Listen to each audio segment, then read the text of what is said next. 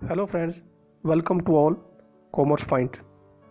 Friends, tax related, finance और commerce related जानकारी के लिए कॉमर्स पॉइंट चैनल को सब्सक्राइब करें ताकि आपको टैक्स रिलेटेड, फाइनेंस और किसी भी फंड रिलेटेड अपडेट समय समय पर मिलती रहे। फ्रेंड्स, आज के इस वीडियो में हम देखेंगे कि व्हाट इज़ म्यूचुअल फंड, और यदि आप बिगिनर हो, म्यूचुअल फंड के बारे में बिल्कुल नहीं जानते हो, तो इस वीडियो के बाद में आपको ये एक नॉलेज हो जाएगी कि म्यूचुअल फंड है क्या और इसमें किस तरह से इन्वेस्ट किया जा सकता है। So let's start. What is mutual fund? Pool of resources by issuing unit to investor, diversification of risk, number of scheme involve. सबसे पहले एक पूल ऑफ रिसोर्सेज है, इसका मतलब है कि इसमें नंबर ऑफ सिक्योरिटीज़ इन्वॉल्व होती है, जिसमें कि इन्वेस्टर की चॉइस के ऊपर डिपेंड करता है कि वो किस किस सिक्योरिटी में इन्वेस्ट करना चाहता है। जैसे कि मेरे पास में 10,000 रुपये है और मैं म्यूचुअल फंड में इन्वेस्ट करना चाहता हूँ, तो इसमें नंबर ऑफ ऑप्शन मिलेंगे आपको कि 10,000 को आप फिक्स ऑप्शन में जमा कर दो, या मार्केट वाले इक्विटी ऑप्शन में जमा कर दो, या फिर आप दोनों में मिलकर जमा कर दो। तो इस तरह से ये पूल ऑफ रिसोर्सेज है। तो इससे होता क्या है कि मान लो कि आपकी एक सिक्योरिटी है, उसमें आपको रिटर्न अच्छा नहीं मिल रहा, लेकिन दूसरी सिक्योरिटी है उसमें आपको रिटर्न अच्छा मिल रहा है, तो इसलिए ये दोनों सिक्योरिटी में आपको फ़ायदा हो जाएगा।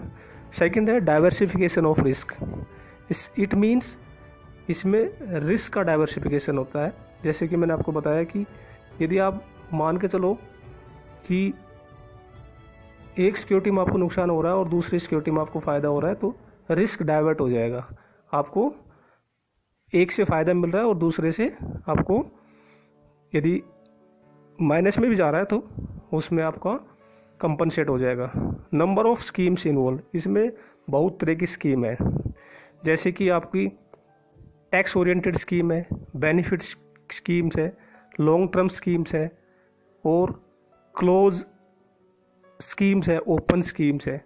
तो इसमें नंबर ऑफ स्कीम इन्वॉल्व होती है, इसलिए इसको मिला जुला कर म्यूचुअल फंड के नाम से जाना जाता है। इसमें हम एक यदि एग्जाम्पल ले, मान लो आपके पास में 10,000 रुपीज़ है,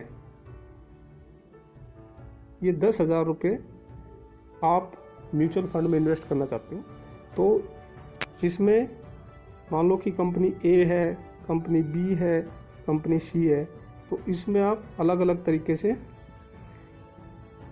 5,000, 3,000, 2,000 इस तरह से आप इन्वेस्ट कर सकते हो। अभी मान लो कंपनी ए में आपको रिटर्न प्लस में मिला, कंपनी बी में आपको माइनस में मिला, और कंपनी सी में आपको प्लस में मिला। तो जो कंपनी बी में माइनस में मिला है, तो उसका कंपनसेट ए और सी से हो जाएगा। तो इसलिए ये नंबर ऑफ सिक्योरिटी के अंदर आपको इन्वेस्ट करवाता है, जिससे कि आपका जो रिस्क है वो कम हो जाता है। नेक्स्ट, अब इसकी हिस्ट्री क्या है? सबसे पहले जो इंडिया में स्टार्ट हुआ था, ये इसका नाम था यूनिट ट्रस्ट ऑफ इंडिया, जिसको हम शॉर्ट एब्रीवेशन में यूटीआई के नाम से जानते हैं। और उसके बाद में सबसे पहले एसबीआई म्यूचुअल फंड आया था, जो 1987 में आया था, जो कि गवर्नमेंट ने एसबीआई को अलाउड किया था कि आप म्यूचुअल फंड खोल सकते हो। इसके बाद में नंबर ऑफ बैंक, जैसे कैनरा बैंक, पीएनबी बैंक, 1987 के बाद में ये सब अपने अपने बैंक म्यूचुअल फंड लेके आए थे। और यदि हम प्राइवेट सेक्टर की बात करें, जो प्राइवेट सेक्टर में म्यूचुअल फंड स्कीम है, वो 93 के बाद में आई थी। जब 92 में हमारा लिबरलाइजेशन पीरियड स्टार्ट हुआ था, उसके बाद 93 में प्राइवेट सेक्टर को भी म्यूचुअल फंड के लिए अलाउड कर दिया था। आज की डेट में यदि हम बात करें टोटल म्यूचुअल फंड, तो 44 म्यूचुअल फंड कंपनी है इंडिया के अंदर जो म्यूचुअल फंड चला रही है। तो ये एक छोटी सी हिस्ट्री है जो कि आपको पता होना चाहिए। नेक्स्ट, स्ट्रक्चर क्या है म्यूचुअल फंड? यदि आप म्यूचुअल फंड की एक स्ट्रक्चर की बात करें कि किस तरह से म्यूचुअल फंड चलता है, तो म्यूचुअल फंड मैंने यहाँ पर एक IDBI का एग्जाम्पल भी डाला है साथ में। एक होता है उसमें ट्रस्ट, जो कि पूरी सिक्योरिटी को होल्ड करके रखता है, उसको ट्रस्ट बोलते हैं। तो यदि IDBI की बात करें तो IDBI म्यूचुअल फंड ट्रस्ट है, उनका एक ट्रस्ट है IDBI जो बैंक है उसका म्यूचुअल फंड ट्रस्ट है। एक स्पॉन्सर है, जो स्पॉन्सर करता है, जो सिक्योरिटी बांटता है, उसको हम स्पॉन्सर के नाम से जानते हैं। तो अभी इसमें स्पॉन्सर कौन है? IDBI बैंक लिमिटेड है, यदि IDBI बैंक की बात करें तो। और एक होती है असेट मैनेजमेंट कंपनी। अभी ये कौन होते हैं? जैसे कोई एक इन्वेस्टर म्यूचुअल फंड में इन्वेस्ट कर देता है, जैसे मैंने आपको एग्जांपल दिया था 10,000 रुपये, तो उस 10,000 रुपये को किस तरह से इन्वेस्ट करना है, उसका किस तरह से डिस्ट्रीब्यूशन करना है, कौन सी सिक्योरिटी में डालना है, तो वो असेट मैनेजमेंट कंपनी करती है। और एक होता है कस्टोडियन, जो सिक्योरिटी को होल्ड करके रखता है, वो कस्टोडियन के नाम से जाना जाता है। तो ये 4 जो है स्ट्रक्चर है जो कि एक म्यूचुअल फंड कंपनी के होते हैं: trust, sponsor, asset management company और कस्टोडियन। और इनके अलग अलग टास्क होते हैं। इन्वेस्टर जो है वो डायरेक्ट, यदि कोई इन्वेस्ट करता है तो डायरेक्ट उसका जो लिंक होता है स्पॉन्सर से होता है, जैसे कि इस केस में IDBI बैंक लिमिटेड है। अच्छा, अभी IDBI बैंक लिमिटेड जो मैंने आपको बताया, उसमें यदि आप इन्वेस्ट करते हो और जब जाते हो स्पॉन्सर के पास में, तो उसमें कई कैटेगरी होती है म्यूचुअल फंड की, जो कि बहुत ज़रूरी है समझना, क्योंकि ये काफ़ी दिक्कत आती है जब हम इन्वेस्ट करते हैं तो पता नहीं चलता कि हमारा पैसा कहाँ इन्वेस्ट कर दिया। एक होती है इक्विटी, एक होती है डेबिट, एक होती है हाइब्रिड और एक होती है कमोडिटी।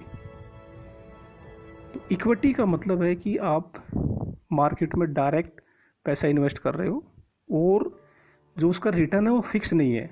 हो सकता है आपको हाई रिटर्न मिल जाए, हो सकता है आपको लो रिटर्न मिल जाए, हो सकता है आपको फ़ायदा हो जाए, हो सकता है इसमें आपको लॉस हो जाए। तो इक्विटी का मतलब है कि totally depend on the market. अब ये डेबिट का मतलब है कि आपको मार्केट में हायर और लोअर रिटर्न से कोई मतलब नहीं है। इसमें आपको डेबिट रिटर्न में आपको फिक्स परसेंटेज के हिसाब से आपको इंटरेस्ट मिलेगा। यानी कि मैंने 10,000 रुपये डिपॉजिट किए हैं तो वो 10,000 का फिक्स्ड परसेंटेज होगा कि आपको उसके हिसाब से।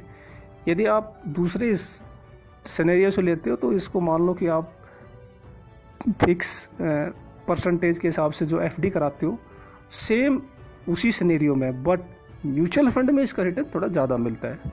तो ये डेबिट सिक्योरिटी के नाम से जानते हैं। तो डेबिट सिक्योरिटी में यही फ़ायदा हो गया कि आपको इसमें फिक्स रिटर्न मिलेगा और रिस्क कम होगा। हाइब्रिड का मतलब है कि दोनों का मिला जुला, डेबिट और इक्विटी। आप 10,000 में से 5,000 रुपये इक्विटी में डालो, 5,000 रुपये डेबिट में डालो। और कमोडिटी का मतलब है कि यदि कमोडिटी ट्रेड के अंदर डालते हो, कि मार्केट के अंदर जो कमोडिटी ट्रेड होता है उसके अंदर डालते हैं, तो फिर वो आपको उस कमोडिटी के हिसाब से आपको रिटर्न मिलेगा। तो मेनली आपको ये 2 चीज़ पता होनी चाहिए, इक्विटी और डेबिट, कि इक्विटी क्या होती है और डेबिट क्या होती है। Next, concept of equity. जैसा कि मैंने आपको पीछे बताया कि एक ये फिक्स रिटर्न मिलता है इसके ऊपर, फिक्स रिटर्न नहीं मिलता है इसके ऊपर, और डिपेंड ऑन वोलेटिलिटी, मतलब कि मार्केट का जो फ्लैक्चुएशन है उसके ऊपर डिपेंड करता है। ये डेबिट मार्केट से ज़्यादा रिस्कियर होता है, मतलब फिक्स नहीं होता है इसके अंदर। रिस्कियर है तो इसका मतलब इसमें रिटर्न हाई भी मिल सकता है और रिटर्न लो भी मिल सकता है। Value of securities also depend on market, मतलब कि जो सिक्योरिटी की वैल्यू होती है, जो यूनिट्स में आपको 10,000 रुपये को जो यूनिट्स में बांटा, उसकी जो सिक्योरिटी है वो मार्केट के ऊपर डिपेंड करती है। तो ये आपका कॉन्सेप्ट ऑफ इक्विटी है। अब नेक्स्ट है कॉन्सेप्ट ऑफ डेबिट।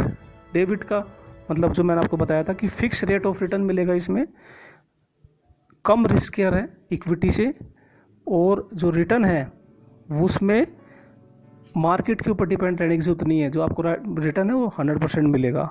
और क्लोज एंड स्कीम अवेलेबल, इसका मतलब है कि ये स्कीम क्लोज एंडेड अवेलेबल है, मतलब कि आपने यदि 10,000 रुपये लगा दिए तो 3 साल के लगाए तो 3 साल के बाद ही आपको रिटर्न उसके ऊपर मिलेगा, और यदि आप विड्रॉल करना चाहते हो तो 3 साल के बाद ही विड्रॉल होगी। लेकिन इक्विटी में ऐसा नहीं है, इक्विटी में आप जिस समय आप चाहते हो उस समय भी आप विड्रॉल कर सकते हो। सो गाइज, ये एक छोटा सा म्यूचुअल फंड का सीरीज़ था। आई होप आपको ये पसंद आया होगा। तो सब्सक्राइब करें, लाइक करें और अपने दोस्तों के साथ में शेयर करें। धन्यवाद।